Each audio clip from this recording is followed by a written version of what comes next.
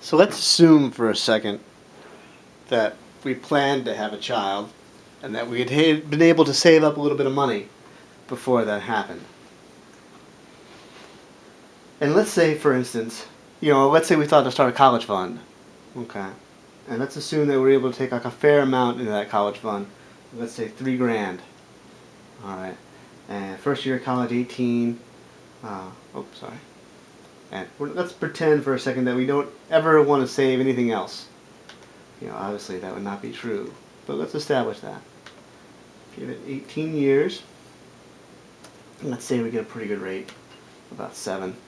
Let's say we can't even get anybody to, such a small amount of money that they only compound it at once annually. Well then, by the time that kid turns 18, you got about $10,000, which, nothing to sneer at, sure.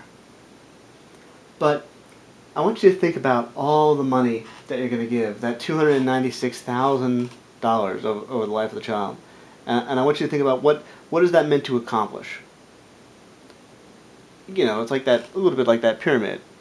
You want to see something that's going to last beyond you. You want something that's prepared, adaptable, able to make their way in the world. Well, I want you to think about what is, your biggest worry right now. And it's probably, hopefully you got a good job. How long is that job going to last? Or, you've put something away for retirement. You're able to get some sort of mix between home life and work. Or hopefully, or you could be on Easy Street for all I know. But most people are kind of worried about, oh, I hope I can make it to retirement.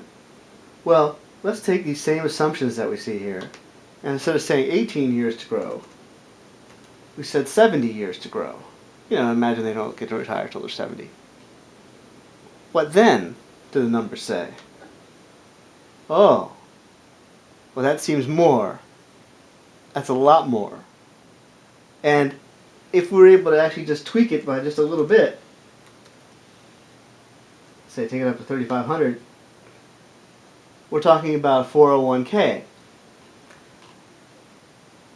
Unfortunately, this is kind of like, this makes perfect sense that you would put this money away and hope that it would grow to this rate so that you would have it. But it's not like you can go into the store and say, I've got $35,000. Could I put it away for 70 years and know that it's going to make about 7%? Because,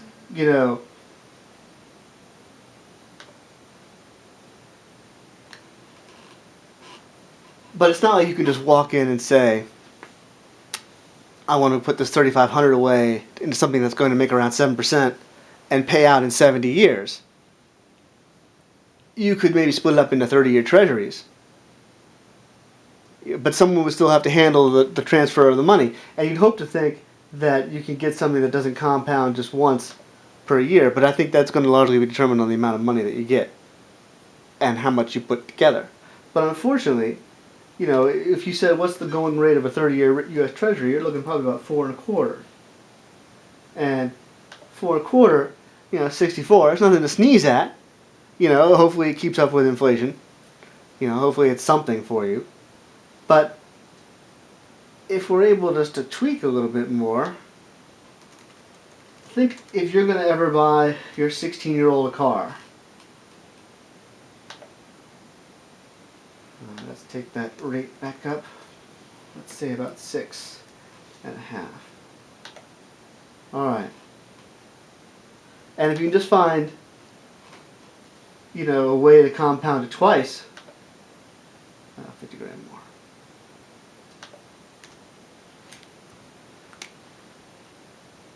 Again, this can be done on an ad hoc basis. If you said, what's the historic rate of return for bonds, then, you'd hope to think that maybe you get something between maybe the nature of 7 to 10, if you were lucky, if you got good bonds. Obviously, you want to aim a little higher than that for cover some of your slow years. But for a moment, put that on hold.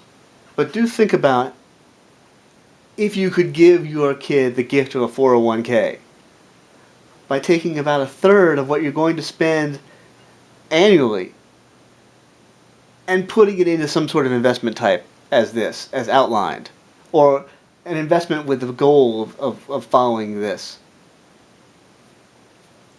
I think you really, you would provide a safety net to that child so that they could really, while they were growing up, they could follow their dreams and know that if they didn't work out the way they wanted to, they would still know, or maybe not know, but they would still receive something that could be passed on. Something that's going to make, if something should happen, some sort of illness or something, there's no reason not to have it. If there's any way you can scrape the money together. Now, unfortunately, it's not like you could just hand it to a broker and say, watch it for the next 70 years. You don't know if that guy's going to even be around in 70 years.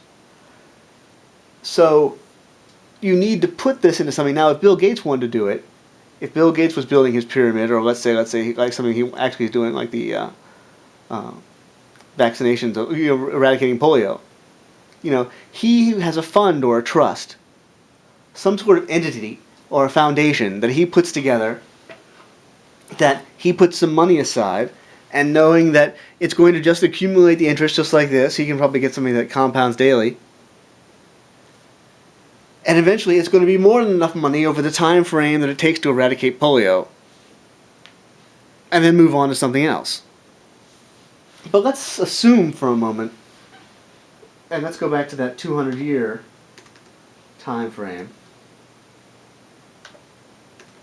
And let's not talk in the thousands. Let's talk in the hundreds. Alright, let's hope that over the long haul we can get something that's a little better than that. And compounds just twice. I may be seriously underestimating that, but one more than once. Well, all of a sudden that building named after me and a school to go with it looks a lot easier with $189 million. Of course, I won't be around to see it unless they perfected cloning and they can use this money to get me there. But, you're talking science fiction then.